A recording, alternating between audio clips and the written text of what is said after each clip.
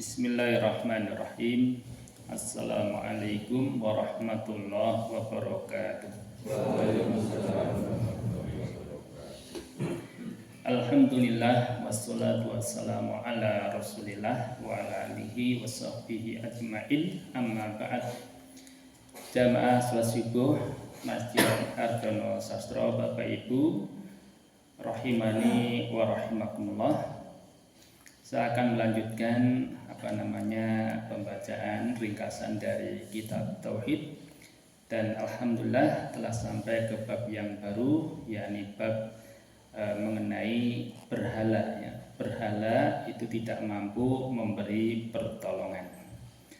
Kemudian mu'alif rahimahullah, pengarang dari kitab tersebut, membawakan beberapa dalil.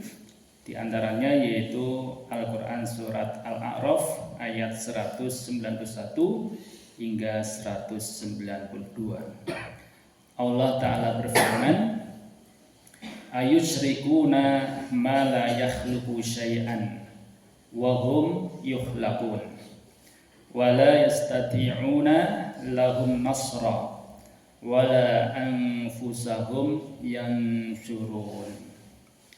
Yang artinya, apakah mereka mempersekutukan Allah dengan berhala-berhala yang tak dapat menciptakan sesuatu pun, sedangkan berhala-berhala itu sendiri buatan orang, dan berhala-berhala itu tidak mampu memberi pertolongan kepada penyembah-penyembahnya, dan kepada dirinya sendiri pun berhala-berhala itu tidak dapat memberi pertolongan. Jadi saya ulangi, Allah Ta'ala berfirman, ayusyrikuna ma la yakhluqu syai'aw wa hum yukhlaqun wa la yastati'una lahum nasra wa la anfusahum yansyurun.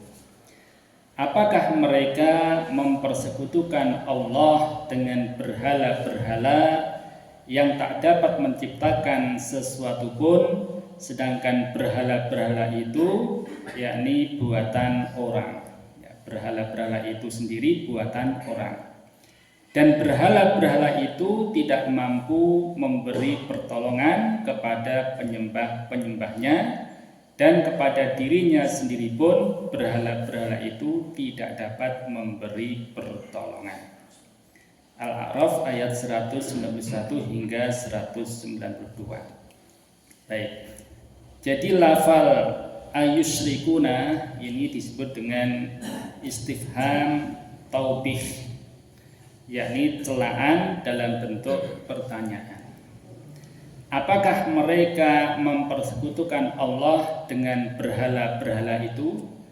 Ini adalah bentuk pertanyaan. Namun pertanyaan taubih, ya, celaan dalam bentuk pertanyaan.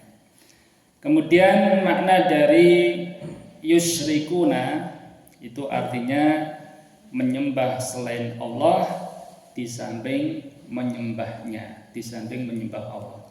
Jadi kalau seorang menyembah Allah tapi di sisi lain juga menyembah selain Allah, itulah kemusyrikan, ya, termasuk perbuatan kesyirikan. Kemudian mala yakhluqu syai'an, ya, sesuatu yang tidak mampu menciptakan apapun, seperti berhala-berhala, di mana berhala-berhala itu adalah buatan manusia. Ada kalanya berupa pohon, dan pohon juga salah satu makhluk, atau matahari, ya, ini juga makhluk Allah, tentu tidak boleh disembah karena makhluk. Namun ada kalanya berhala itu berupa patung-patung buatan manusia, itu pun juga masuk kategori makhluk yang tidak boleh disembah. Baik, ada beberapa pelajaran yang bisa kita ambil dari ayat ini. Yang pertama yaitu bukti akan kejahilan kaum musyrikin. Ya, jadi jahil itu maksudnya bodoh, tidak berilmu. Ya. Kaum musyrikin dikatakan tidak berilmu karena menyembah selain Allah Subhanahu wa taala. Menyembah makhluk di mana makhluk ini tidak mampu berbuat apa-apa. Kemudian yang kedua, bukti kelemahan sesembahan selain Allah. Bukti kelemahan sesembahan selain Allah. Dan bahwasanya sesembahan itu tidak layak diibadahi berdasarkan logika.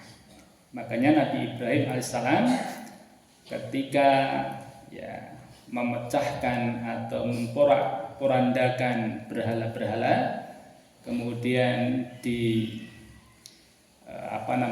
masih satu yang paling besar tidak dihancurkan begitu, maka ketika diajak dialog, Nabi Ibrahim saat itu memang sengaja tidak mengakui bahwasanya yang menghancurkan berhala-berhala itu bukan saya, tetapi tanya saja patung yang paling besar itu.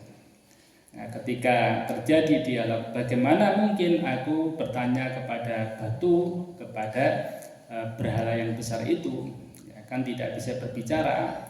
Maka dijelaskan, kalau batu-batu itu, berhala itu tidak bisa berbicara, bagaimana mungkin disembah? Nah, itu. Jadi secara tidak langsung mengajak dialog secara logika bahwasanya berhala-berhala itu adalah batu.